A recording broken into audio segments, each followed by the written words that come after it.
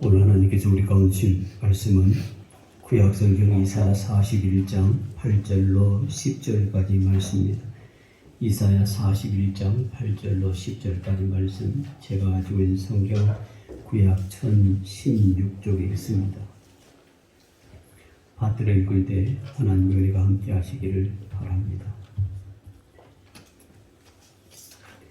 그러나 나의 종 너 이스라엘아, 내가 택한 야곱아, 나의 벗 아브라함의 자손아, 내가 땅 끝에서부터 너를 붙들며 땅 모퉁이에서부터 너를 부르고 내게 이르기를 너는 나의 종이라, 내가 너를 택하고 실어버리지 아니하였다 하였노라.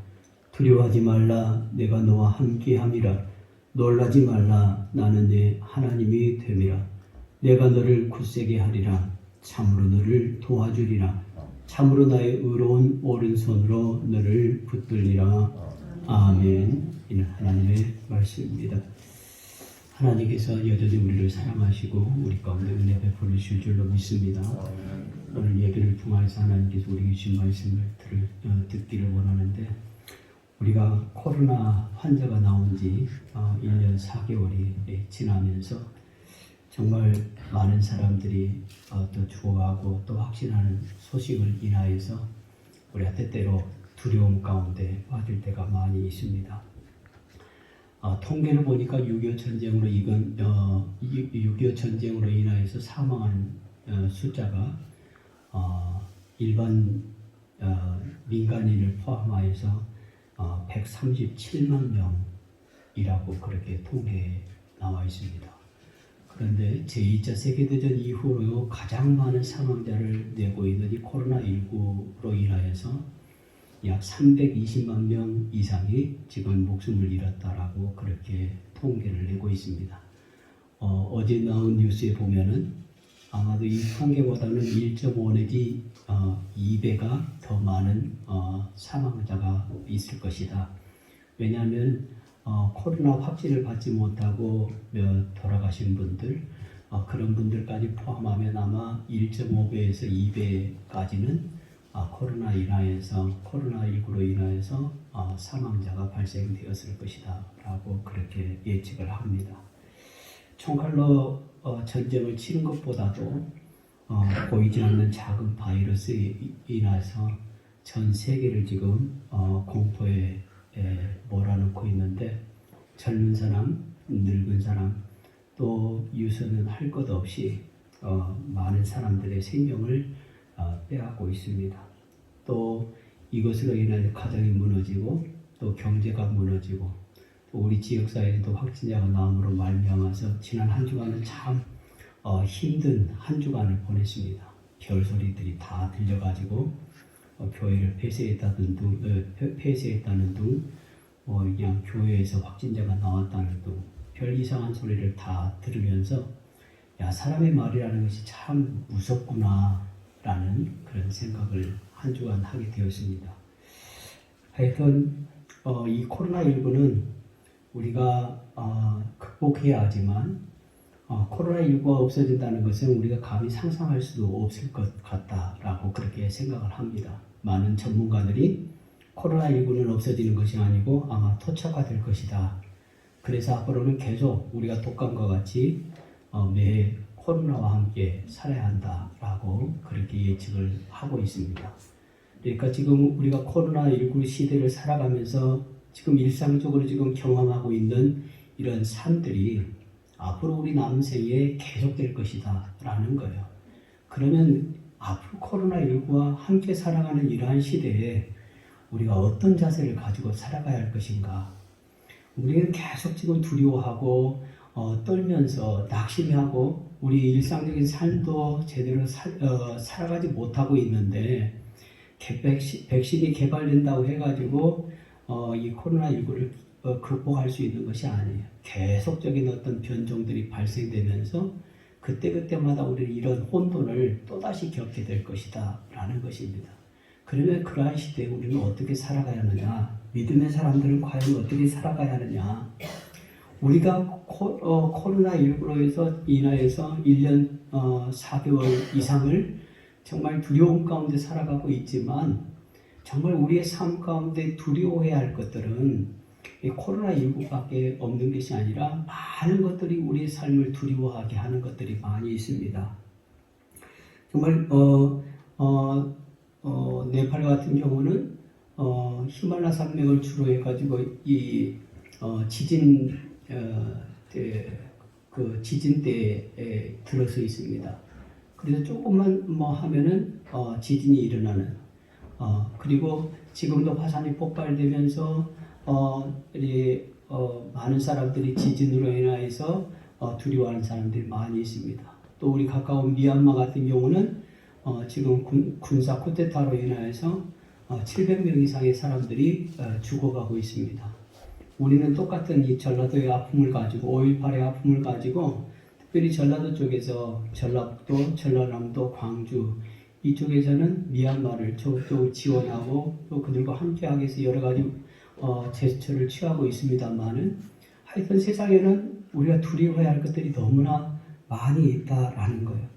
특별히 우리 이웃나라인 일본이 지금 올림픽을 앞두고 이제 원전사고 후쿠시마 원전사고로 인한 그 폐수를 방출한다고 그렇게 얘기합니다. 그래서 경남 부산 쪽에 있는 어민들은 계속 데모를 해요. 왜냐하면은 폐수를 방출하면 누가 그 생선을 사 먹겠는가 하는 거예요. 누가 그 회를 사 먹겠는가 하는 것입니다. 이 피해가 말로 다 할 수 없는 거예요. 또 우리가 직접적으로 경험하지 않지만 이웃나라의 우리 같은 경우는 후쿠시마 원전 폐수를 하면 심각한 어떤 피해를 입게 될 그런 상황 가운데 있습니다.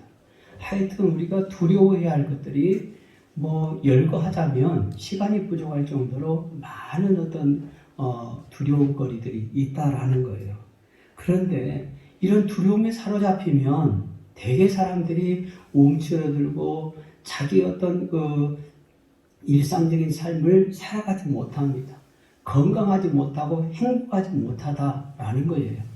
그래서 많은 염려증을 가지고 있는 사람들이 그 외에 수없이 많은 행복한 거리들이 있음에도 불구하고 행복을 누리지 못하고 염려에 사로잡혀서 결국 불행한 삶을 살아가는 것처럼 우리가 정말 많은 두려움거리들이 있지만 그 두려움거리보다는 우리와 함께 하시는 하나님, 우리를 붙잡고 우리를 승리케 하시는 하나님을 바라볼 때 우리의 삶을 제대로 살아갈 수 있다 하는 거예요. 두려움을 보지 마시고 두려움 너머에 역사하시는 하나님을 볼 수 있어야 합니다. 그래서 오늘 본문의 말씀을 가지고 두려워하지 말라 하는 제목으로 우리가 말씀을 나누기를 원하는데, 본문의 말씀은 이사야 선지자가 이스라엘 남과 북으로 분열되고 또 유일하신 하나님을 믿던 이스라엘 백성들이 신앙의 어떤 형식화 그리고 우상 숭배 그리고 세속적인 삶과 혼합되어서 혼탁해져 있을 당시에 이사야 선지자가 하나님 앞에 부르짖었을 때 하나님께서 이사야 선지자를 통하여서 주신 말씀입니다.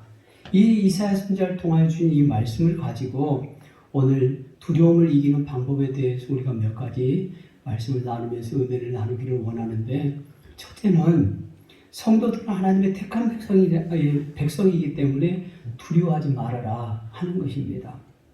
이사야 선지자를 통하여서 두려워하는 유다 백성들 가운데 이렇게 말씀하십니다. 8절 9절 말씀에 보면 나의 종이 너 이스라엘아, 내가 택한 야곱아, 나의 벗 아브라함의 자손아, 내가 땅 끝에서부터 너를 붙들며 땅 모퉁이에서부터 너를 부르고 네게 이르기를 너는 나의 종이라, 내가 너를 택하고 싫어하여 버리지 아니하였다 하였노라. 그렇게 말씀합니다.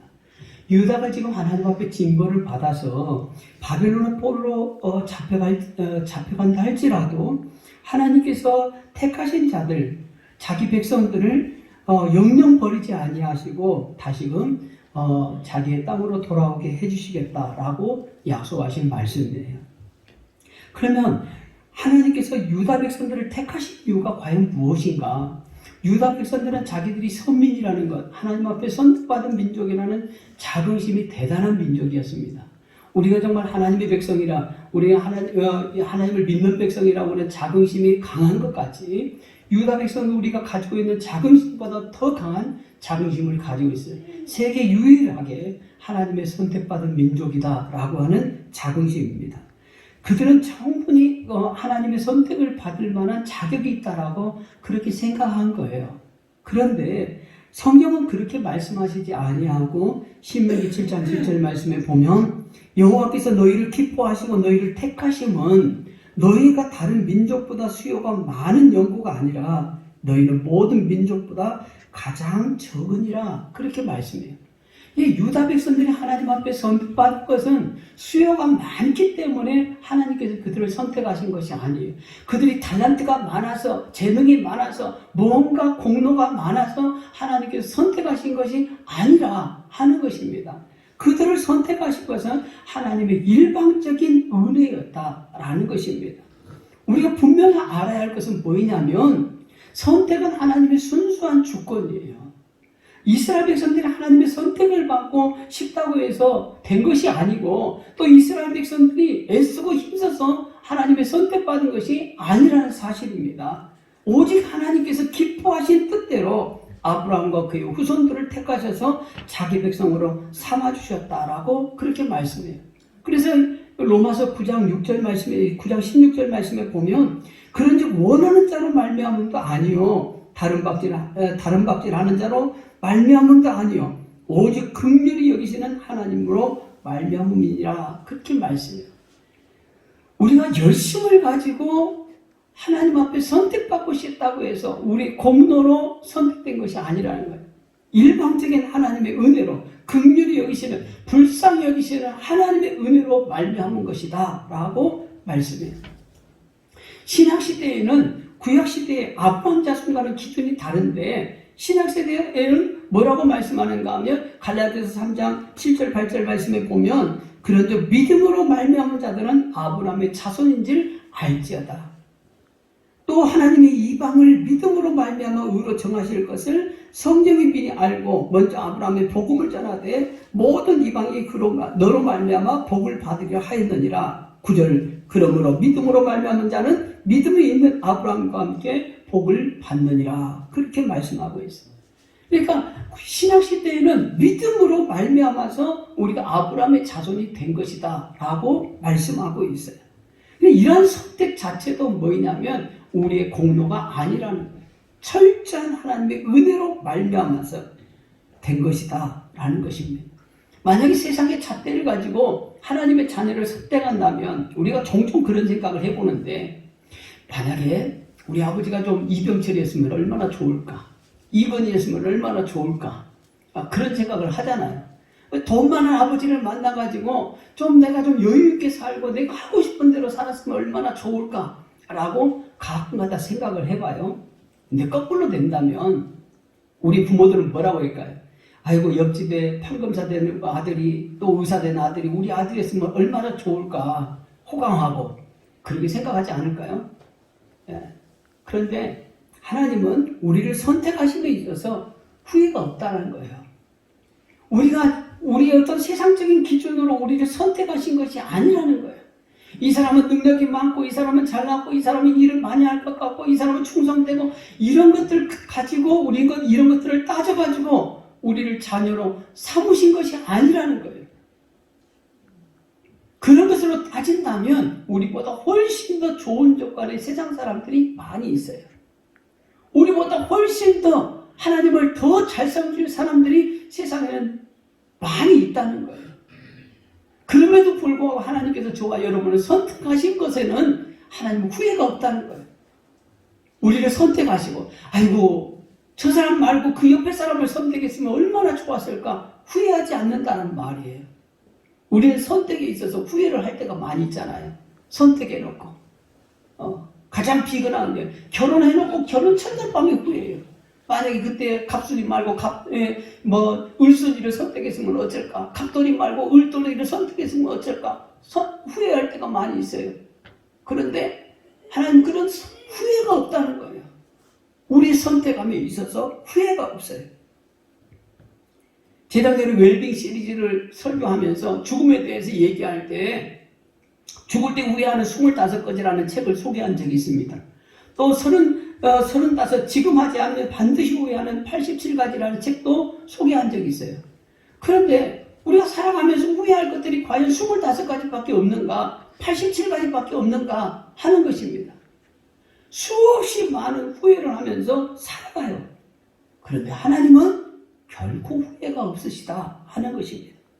민수기 23장 19절 말씀에 보면 하나님은 사람이 아니시니 거짓말을 하지 아니하시고 인생이 아니시니 후회가 없으시도다. 어찌 그 말씀하신 말을 행하지 않으시며 하신 말씀을 실행하지 않으시랴. 하나님께서 우리를 선택하신 것에 결코 후회하지 않으신다는 거예요. 그러므로 우리도 또한 하나님께서 우리를 선택하심에 대해서 후회하지 않으심에 대하여서 확신을 가져야 해요. 하나님은 나를 선택해놓고 후회하지 않으시는데 선택받은 내가 아이고 하나님께서 나를 선택해놓고 얼마나 후회하실까. 그렇게 생각하면 안 된다는 거예요. 우리를 선택하신 하나님은 지금도 확고부동이에요. 하나님은 우리를 여전히 구원하시고자 하는 열심으로 지금도 우리를 지키시고 보호하신다는 사실이에요. 그걸 잊어버리면 안 돼요.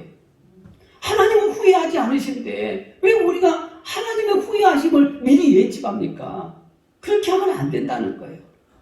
하나님 그래서 계속 말씀하세요. 하나님 후회하지 않는다. 내가 너를 선택한 것에 대해서 결코 후회하지 않는다 라는 것입니다. 그러므로 그 선택하심에 대한 확신을 가지고 우리가 두려워하지 말고 살아가야 한다 하는 것입니다.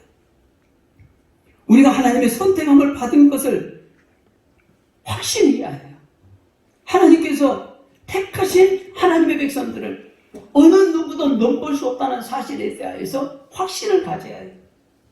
요한복음 10장 28절 29절 말씀에 보면 내가 그들에게 영생을 주노니 영원히 멸망하지 아니할 것이요 또 그들을 내 손에서 빼앗을 자가 없느니라. 그들을 주신 내 아버지는 만물보다 크시되 아무도 아버지의 손에서 빼앗을 수 없느니라 말씀하고 있어요.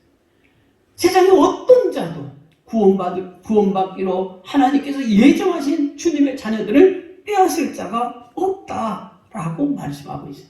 그러니까 우리는 두려워하지 말고 살아야 한다는 거예요. 두 번째로 우리가 두려워하지 말아야 할 이유는 무엇이냐면 하나님께서 우리와 함께 하시기 때문에 두려워하지 말아라 말씀하고 있어요. 오늘 두려워하는 이스라엘 백성들을 향하여 유다 백성들을 향하여서 하나님께서 말씀하시기를 두려워하지 말라. 내가 너와 함께함이라. 놀라지 말라. 나는 내 하나님이 됨이라. 내가 너를 굳세게 하리라. 참으로 너를 도와주리라. 참으로 나의 의로운 오른손으로 너를 붙들리라 말씀하십니다. 성경을 읽어보면 하나님께서 항상 자기 백성과 함께 하신다는 것을 우리가 알 수 있어요. 야곱이 형 에서를 피해서 이 외삼촌 라반의 집으로 도망을 하려고 할 때 해가 저무니까 이제 들판에서 돌을 베개 삼아서 잠을 잡니다. 근데 하나님께서 꿈속에서 야곱에게 말씀하시기를 창세기 28장 15절 말씀에 보면 내가 너와 함께 있어 네가 어디로 가든지 너를 지키며 너를 이끌어 이 땅으로 돌아오게 할지라. 내가 네게 허락한 것을 다 이루기까지 너를 떠나지 아니하리라. 그렇게 말씀하십니다. 형 에서를 피해서 지금은 죽음의 고비를 넘어가고 있는 이 야곱에게 내가 너와 함께한다. 그렇게 말씀해요. 네가 어디로 가든지 내가 너를 지키고 너를 이끌어 이 땅으로 다시 돌아오게 하리라. 그렇게 말씀하고 있어요. 지금 야곱은 혼자라는 생각 가운데 두려움에 사로잡혀 있는데 하나님께서 그와 함께 하시겠고 하나님께서 그가 어디로 가시든지 지켜주시겠고 고향으로 돌아오게 하시겠다라고 약속을 하셔요. 이 약속의 말씀을 받은 야곱이 더 이상 두려워하지 않습니다. 그리고 어떤 처지에서든지 담대히 살아갈 수 있었다라는 것을 우리 창세기를 통해서 우리가 알 수 있어요. 우리를 자기 백성 삼으신 하나님께서 언제나 우리와 함께 하시고 모든 악한 자들로부터 보호해 주시는 전능하신 하나님인 것을 우리가 믿으시기를 바랍니다. 우리가 때때로 정말 하나님을 잊을지라도 하나님께서는 결코 우리를 잊지 아니하신다는 사실을 알아야 한다는 거예요.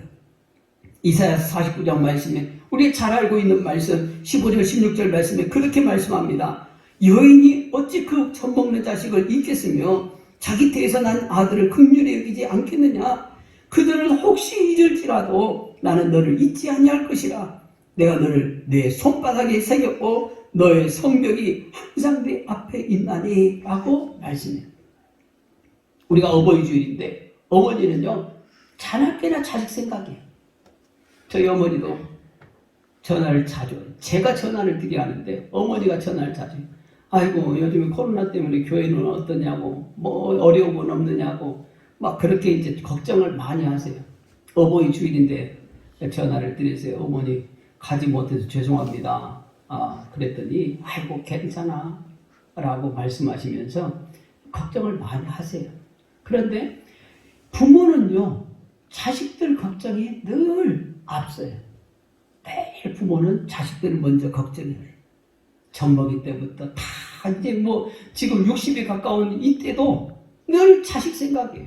뭐 걱정 안 해도 되는데, 저는 제 자식 걱정하는데 저희 부모님은 제 걱정을 해요. 다 이제 뭐 아이고 이제 저도 가끔가다는 어머니 저도 이제 다 컸어요 라고 하고 싶은 생각이 꿀떡 같은데, 걱정하는 어머니 앞에서 아이고 이제 저도 이제 나이 먹을 만큼 먹었으니까 걱정하지 마세요, 그 말이 어떻게 나옵니까?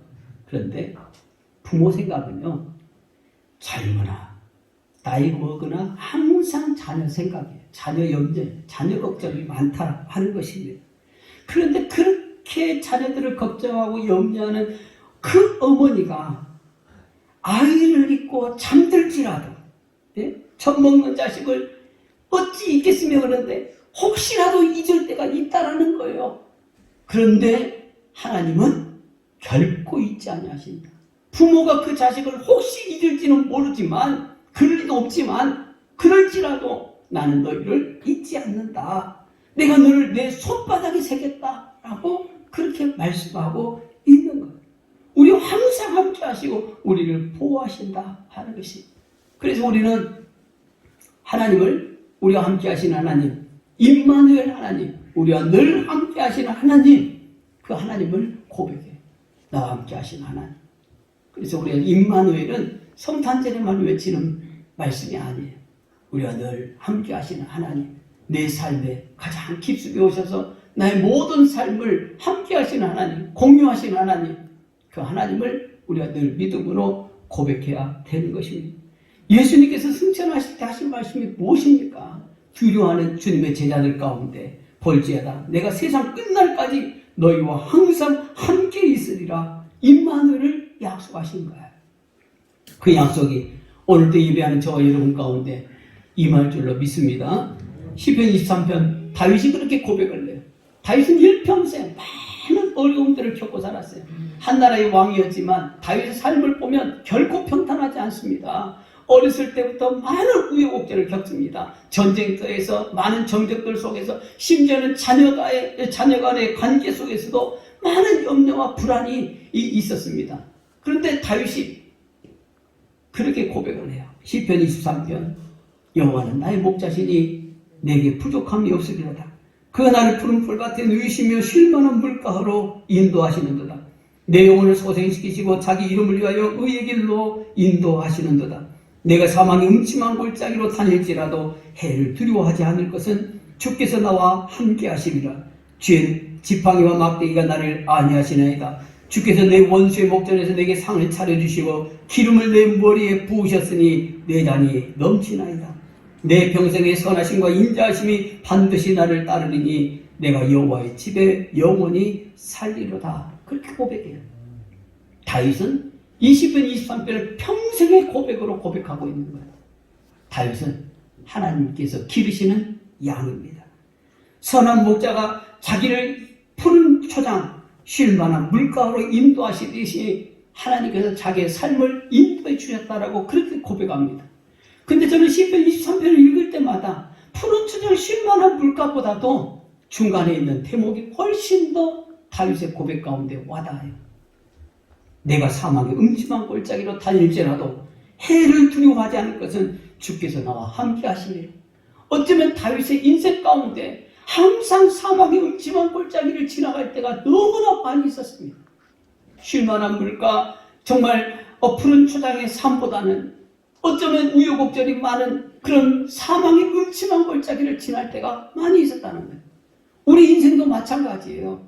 쉴만한 물가보다는, 푸른 초장보다는 정말 하루하루가 아슬아슬하게 지나가야 할 사막의 음침한 골짜기를 지나갈 때와 같은 아슬함, 그런 절박함, 그런 어떤 두려움이 있을 때가 엄청 많아요. 그런데 그럴 때라도 하나님께서 뭐라고 말씀하십니까? 해를 두려워하지 않을 것은 주께서 나와 함께 하심이라. 내가 그런 길을 다닌다 할지라도 나는 두려워하지 않는다. 왜냐?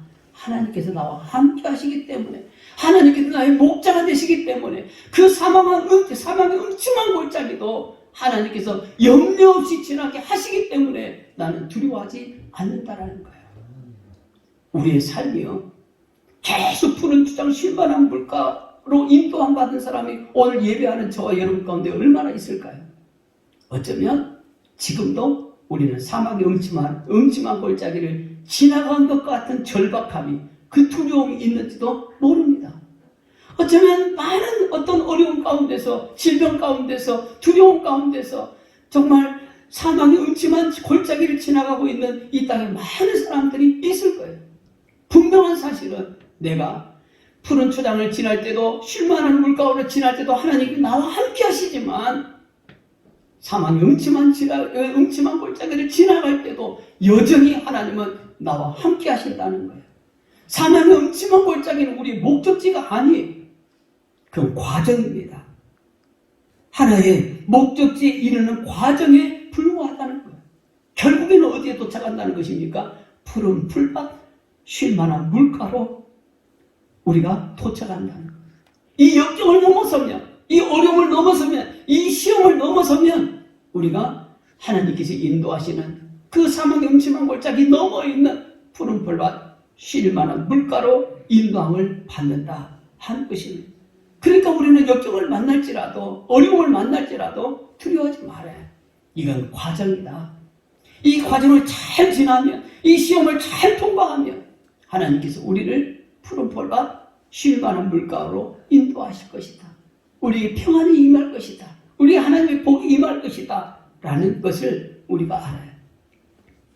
제가 좋아하는 로마서 8장 28절 말씀, 우리가 알거니와 하나님을 사랑하는 자 곧 그 뜻대로 부르심을 입은 자들에게는 모든 것이 합력하여 무엇을 이룬다? 선을 이루느니라 말씀하고 있어요. 우리는 이 말씀을 늘 마음에 새겨야 해요. 하나님 사랑하는 자 곧 그 뜻대로 부르심을 입은 자에게는 모든 것이 합력하여 선을 이룬다. 지금 어려움조차도, 이 역경조차도 오히려 선을 이루는데, 하나님의 역사를 이루는데 필요한 과정이에요. 그런 어려움이 오히려 우리 인생을 아름답게 하고 우리 인생을 더 행복하게 하는 거예요. 먼 미래 우리 인생을 돌아볼 때, 아 그래, 이렇게 어려울 때도 있었지만 그래, 이 어려움조차도 지나고 보니까 하나님의 은혜더라 라고 고백할 때가 분명히 있을 것이다 라는 거예요. 제가 지난주에 엄청난 스트레스를 받고 있으니까 어떤 교회 사모님이 제가 좋아하는 경주빵을 보냈더라고요. 경주빵이 달달하잖아요. 경주빵을 보내면서 목사님 힘내세요. 그냥 노예 안에도 소문이 이상하게 돌아가지고 교회를 2주간 폐쇄했다는 거 계속 전화가 와요. 엄청난 스트레스였어요. 근데 이제 어떤 사모님이 경주빵을 보내면서 그렇게 이 또한 지나가리라 그래서 그 말씀이 얼마나 위로를 받았는지. 예.